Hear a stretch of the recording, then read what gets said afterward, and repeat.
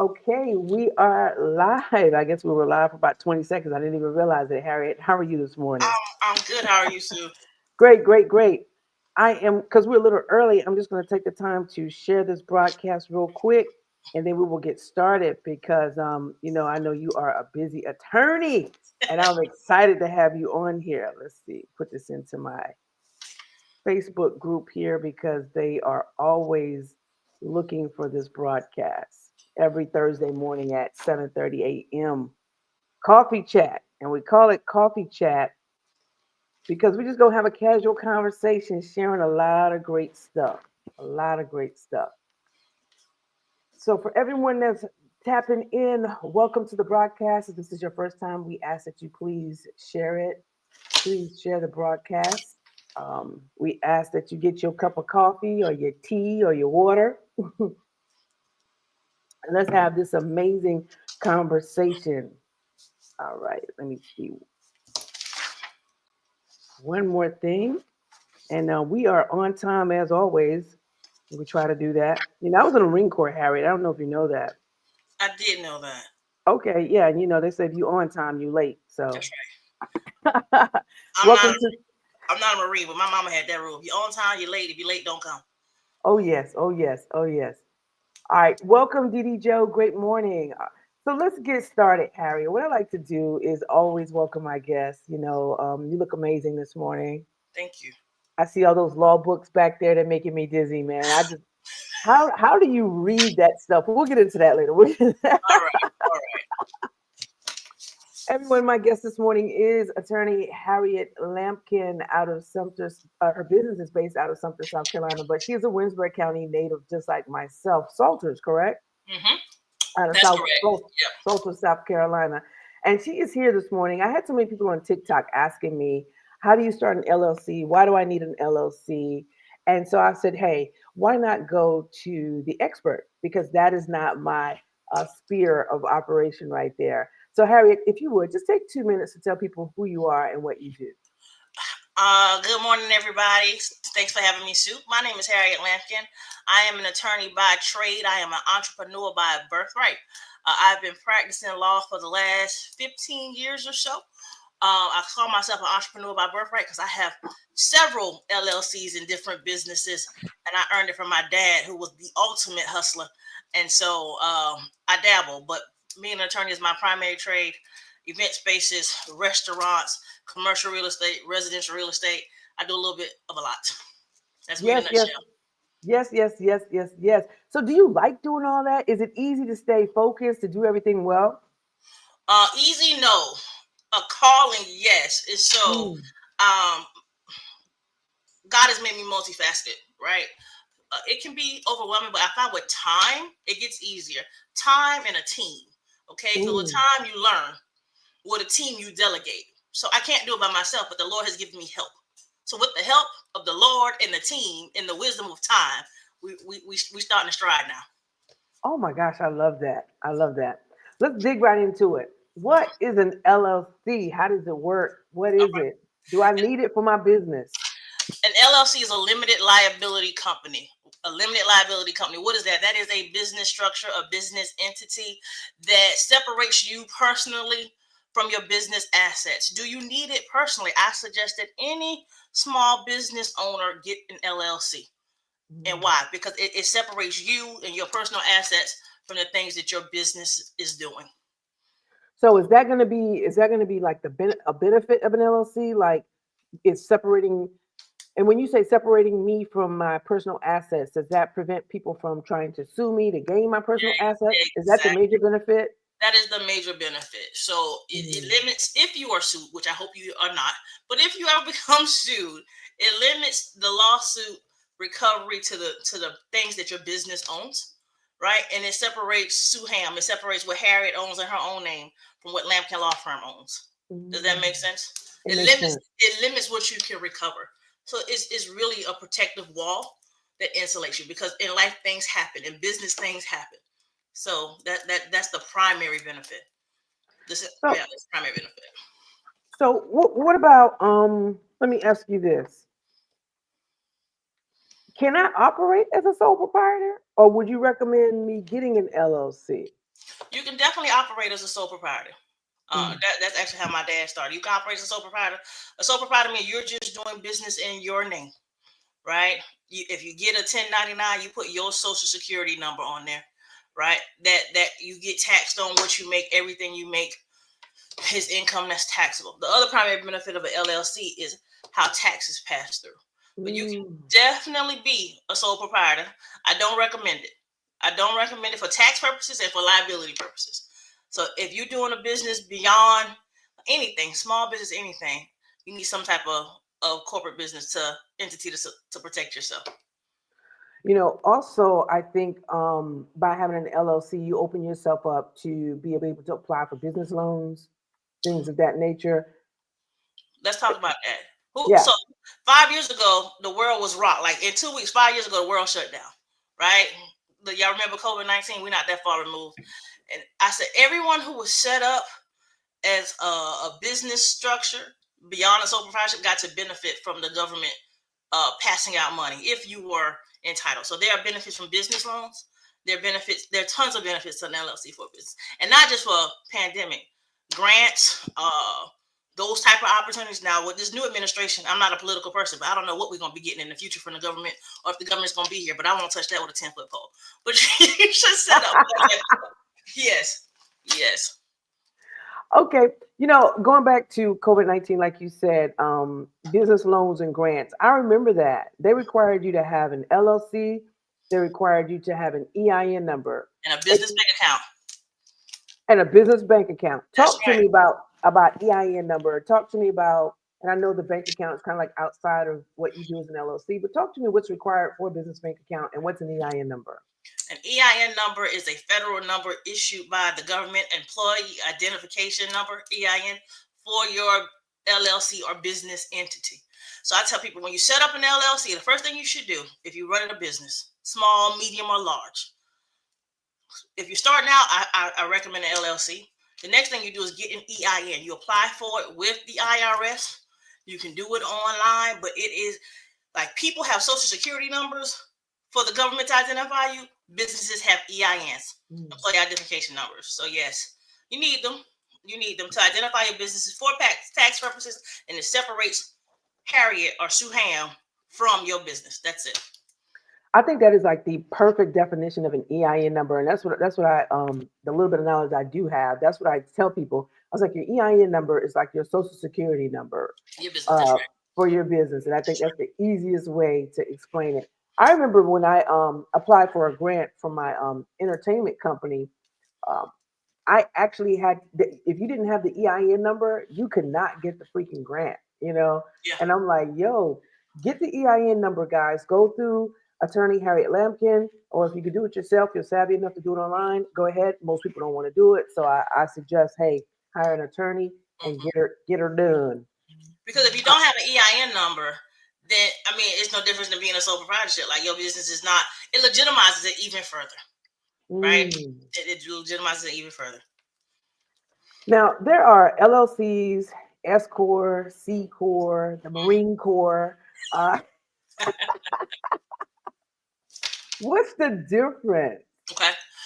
So between an LLC, C corp, partnership, those are types of business entities. Those are different ways that you could structure your business. An S corp isn't a business. An S corp is a tax designation for your business.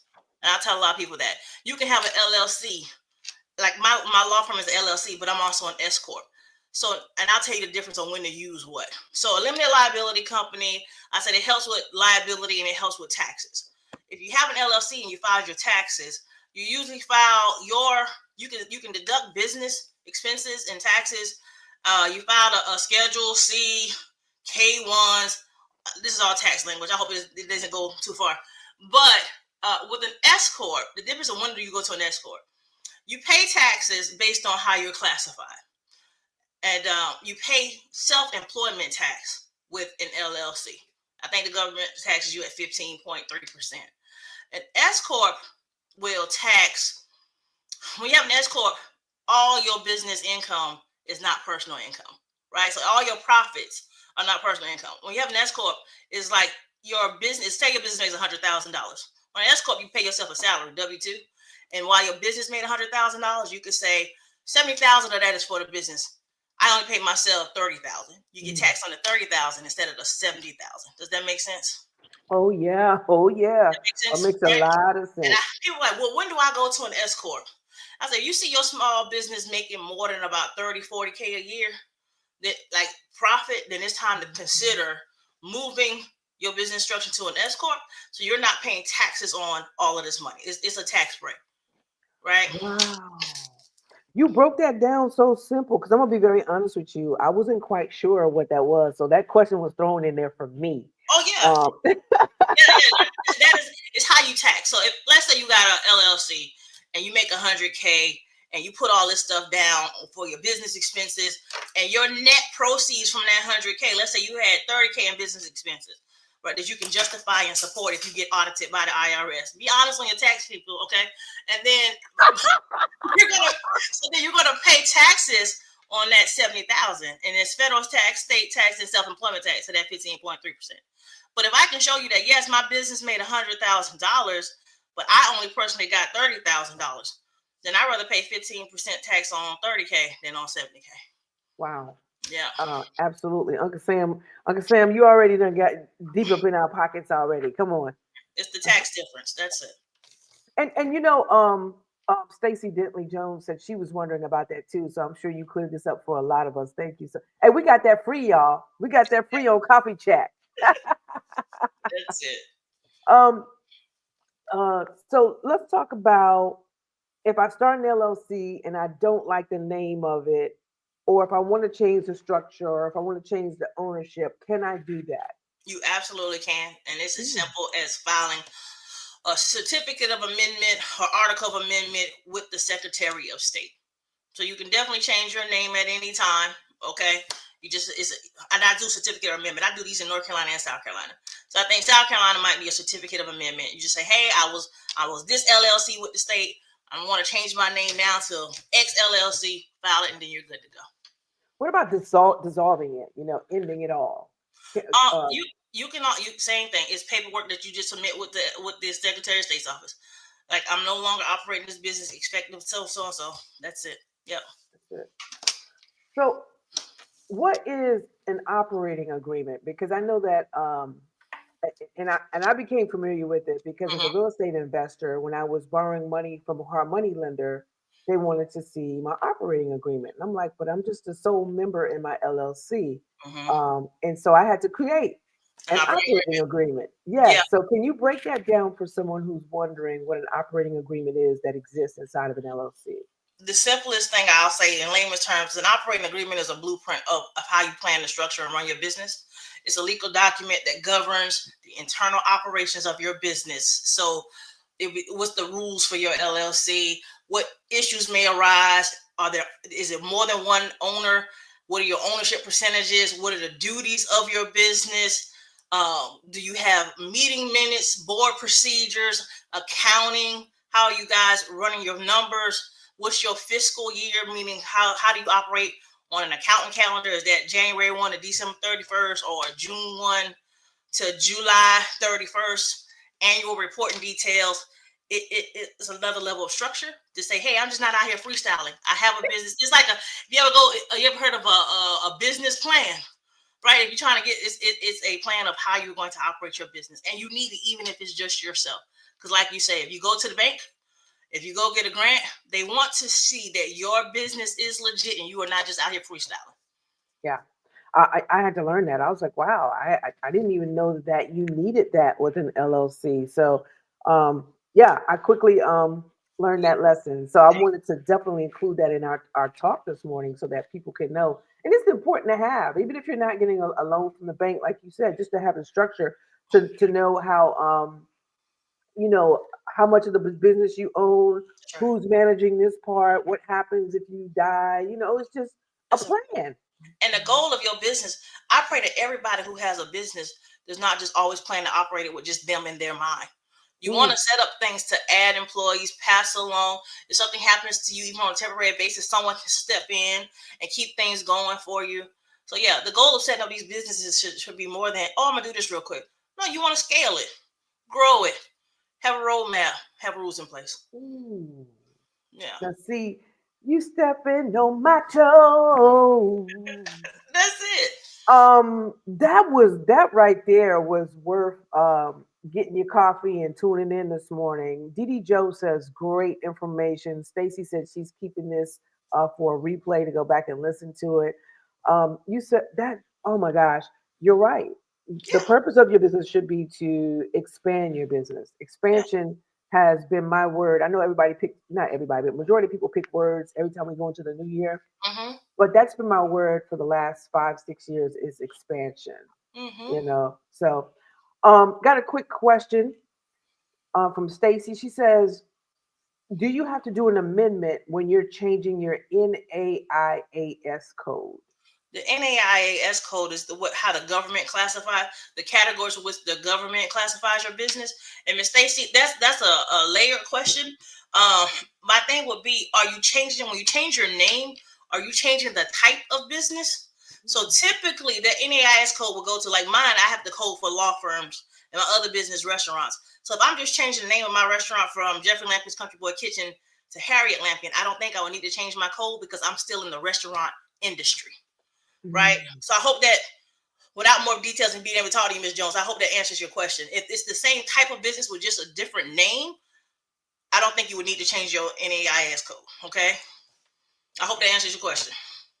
Yeah, that was really concise, and it makes a lot of sense if you really think about it. You're still Hmm. operating in the same realm. You're just changing the name, That's right. so that makes a lot of sense. So, what are some requirements for maintaining an LLC? Are there like annual fees, reports? What do you have to do to be compliant? And I know states probably differ, but let's speak to South Carolina. South Carolina, you do not have to file an annual report, right?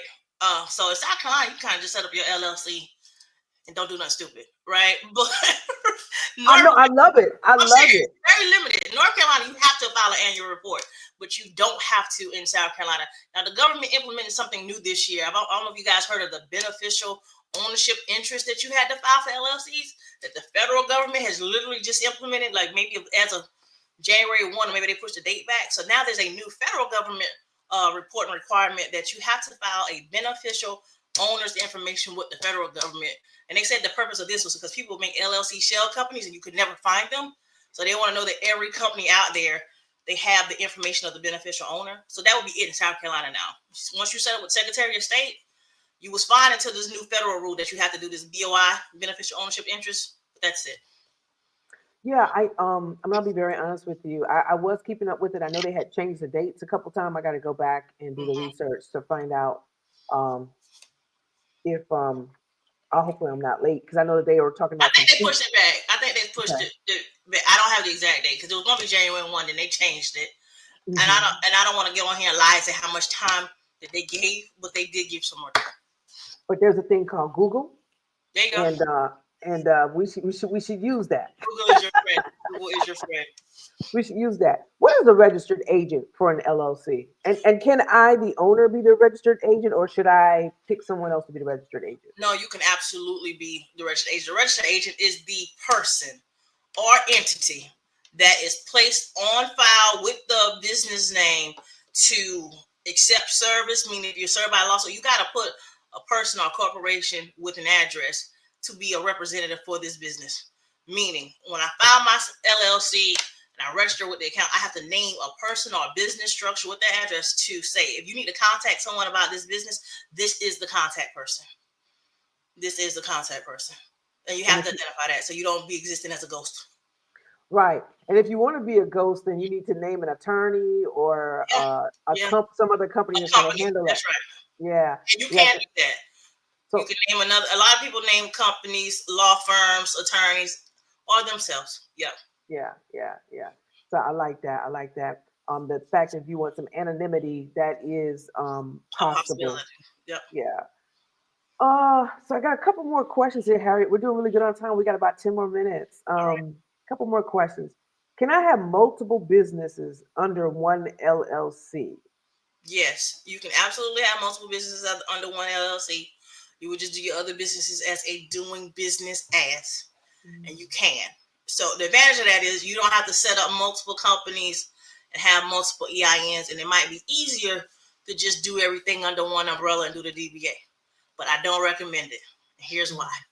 The purpose of an LLC is it limits liability to that one business structure, right? But if you had, say you had a mortgage broker, you got a real estate company. I know you got the entertainment company. I have the I do have the real estate investment company. So say you had your entertainment company and your real estate investment company under the same LLC umbrella, and then something goes wrong with real estate, right? And I'm not speaking this. If someone was to sue you for messing up real estate and you had it under your entertainment company, so now they can get to the assets on your entertainment company and your real estate company. But if you had those things separate in two separate LLCs, if something goes bad on real estate, they can only come after that real estate LLC and what's there. And your entertainment company is sitting over here safe. My husband and I have 14 different LLCs. Even with his restaurant, the food truck has its own LLC. The catering has its own LLC. Each location has its own LLC. Because if something happens at his original restaurant and someone sues us, you're not going to sue every restaurant we have. Everything is separate. Separate LLC, separate EIN, separate bank account, separate insurance, liability insurance. That's the other thing I need to tell people when they get a business. Because a lot of people know the LLC, and I know that wasn't on your list, Sue, but a lot of people get the LLC, the EIN, and the bank account. But when you are out here operating a business, even if you don't have a brick and mortar, get you a general liability insurance policy with at least $1 million worth of coverage. So if something goes wrong, not only can they sue your LLC, now you have insurance to pay something if it does happen. Say your business doesn't have any assets or whatever. Just get insurance, period. You can go get an insurance policy for about $350 a year, $1 million worth of coverage. Just do it. Yeah. I didn't realize how inexpensive umbrella insurance policies were. And it's also a good rule of thumb to have that, because even if you're like in an accident or something and the insurance on your personal vehicles don't cover the accident, now they could default to that umbrella policy. They cost you less than $500 a year, and y'all spending that at Ruth Chris. So come on, somebody. There you go. That's right.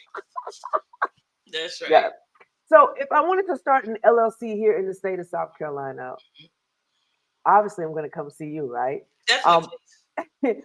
What would I need to bring to my meeting with you? Tell me how to be prepared to come get this LLC started. If you're going to file an LLC with me, I'm going to ask you, one, do you have a name for your company? So what do you want to name your business? Two, who's going to be your registered agent, right?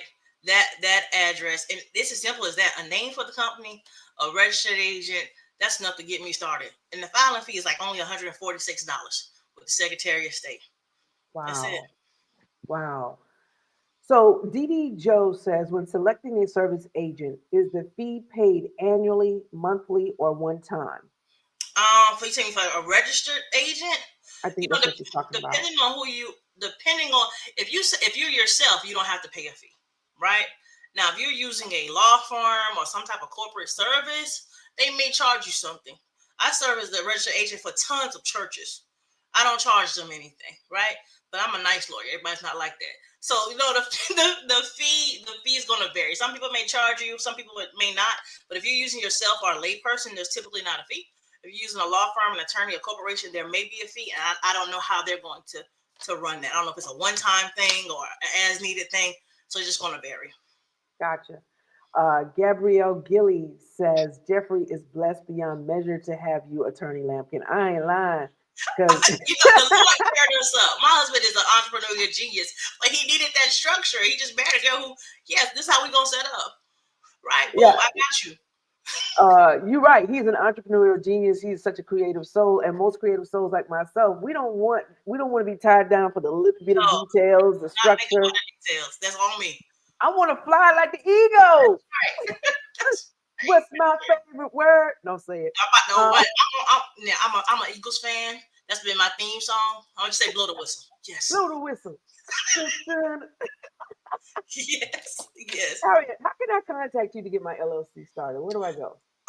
www.lampkinlawfirm.com. Phone number 803-883-4719. Tons of people message me on Facebook. I try to respond. But the quickest way, if you go to my website, I got an inquiry form that you could fill out. Call the office. Someone in here will answer. Or leave a message and we'll get back to you. Now, you said that real fast because I know you're drinking that coffee. Can you say the phone number and the website one more time? You got the website, right. 883-4719. 803-883-4719. That is my office. Awesome sauce. Awesome sauce. Now I want to ask you two questions, right? And guys, if you got any questions, go ahead and get them in because we've got about 6 more minutes. And I see your question, Miss Patty. I'll bring it up to the screen in a second. But real quick, what are you reading right now? I'm reading see if I can get it in there. The five types of wealth. Hmm. What are you reading right now? I got three things I'm reading right now. And the first one, this is not pro se. I'm reading the Bible. I'm on a Bible reading plan to read the Bible in a year. Mm. And I'm following a plan by the Bible department, Dr. Manny Orengo, a brilliant minister.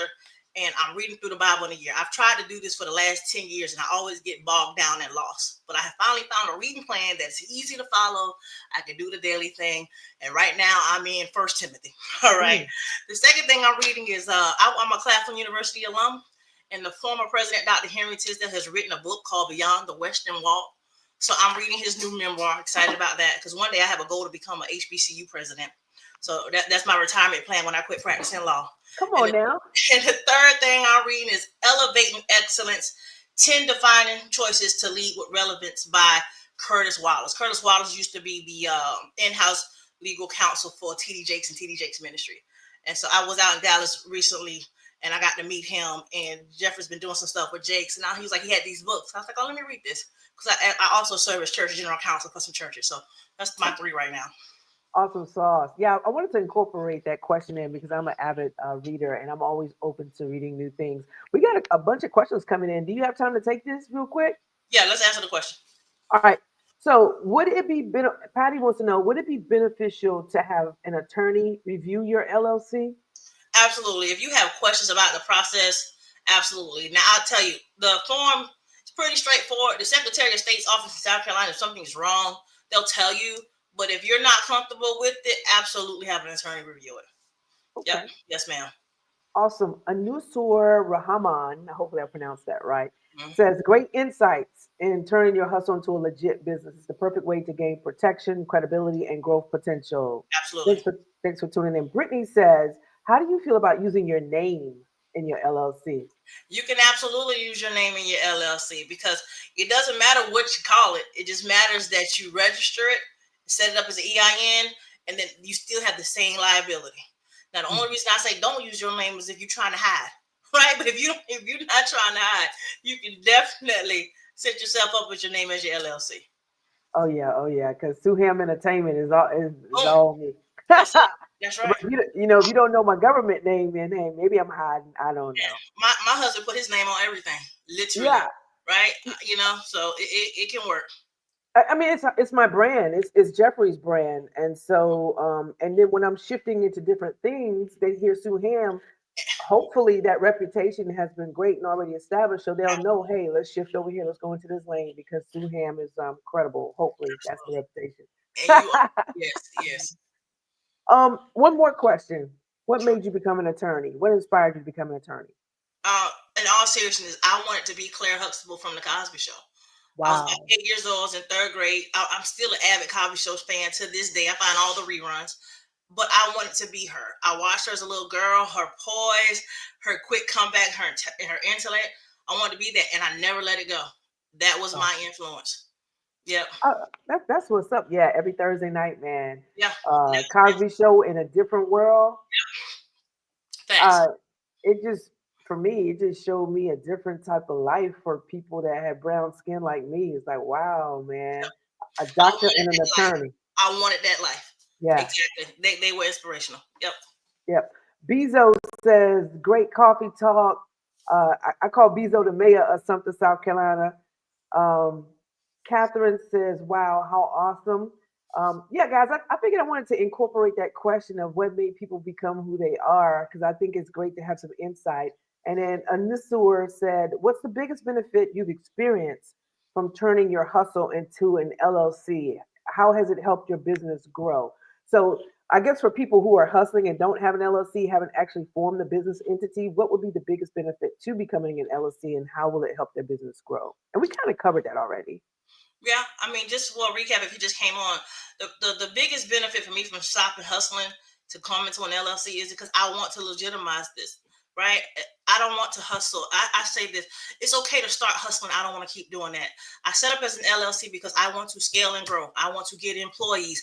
If you have to be at your business all the time to make money, it is a hustle, right? You don't see money until I can be doing something else. And this is still set up. I got bylaws. I got an operating agreement. I got a limited liability company. I have insurance. I have employees, because if I'm the only one in my business, and I'm not making so much money. And so that's my goal, to legitimize it, to maximize it, to scale it and grow, to set it up with the right things in place so I can make money and it doesn't just depend on me. I love that. Give me, I can be a sole proprietorship. I love that. I think this is our last question because it is 8 a.m. Patty wants to know, our LLC is a trucking company. Should we get that additional liability insurance? Yes, ma'am. Immediately. You need to get commercial insurance. You need to get umbrella insurance. Because also I do personal injury law. I have made millions suing people who have been injured by trucks, slip and falls in commercial spaces. Get the insurance, Miss Patty. Get a lot of it. Come on, Miss Patty. Don't just do the pies. Get the insurance, Miss Patty. All of it. Yes, real quick, tell people how they can reach you here. You operate in South Carolina and North Carolina. How they can reach you if they need your services. I am in South Carolina and North Carolina. I'm online. I'm on all the socials. Lampkin Law Firm, Instagram, Facebook, website, www.lampkinlawfirm.com. There is an inquiry page. If you put your information in my inquiry on my website, it'll email me and my team. Somebody will contact you back. The office is 803-883-4719. Put Lampkin Law Firm in Google. You'll find me. Come on, somebody. Google her, y'all. Hey, okay. I said that was the last question, but this is it, y'all. We got to go. You're going to have to hit her up. Any recommendations for an accountant or any user-friendly tools? Gabrielle wants to know. So I personally, for my business, have an amazing CPA and I have a separate tax preparer. Ms. Gabrielle, I'm not going to put my people's name out there because I don't want to flood them. And I'm real big on recommendations. So if I pass you to my people, you legit. But if you want to hit me offline, I'll give you some recommendations. All right, and Mama Hewell just popped on. She said, "Good morning, powerful information, great format." Thank you, Mommy. Oh, that means a lot to me because she's an educator, man. Yes. She said, so Harriet, Didi Joe says, thank you. We're going to catch, a lot of people are going to catch this on the replay. I just personally want to thank you so much for coming on Coffee Chat and sharing this information, for breaking it down, and then for being available for people who want to hire you for that service. I mean, I know that there's a lot of things that we can get from the internet, but I'm gonna tell you, nothing replaces a human with real live experience and someone who operates in excellence, and that is you. Hence the reason why I asked you to come on Coffee Chat this morning. Thank you so much for having me. I'm honored. Thank you for bringing me on your platform. Absolutely. You have a blessed day, and if any way I can be of service to you, let me know. Oh, and I would be remiss if I don't put this out there for anyone. Let's see. Let me go to this real quick.